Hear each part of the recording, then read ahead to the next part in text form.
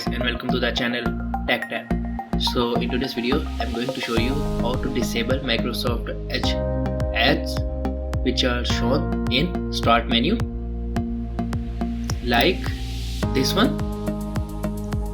So for that, go to settings and here go to personalization, and now go to start and click on this option that says show suggestions occasionally in start and turn it off, and that's it.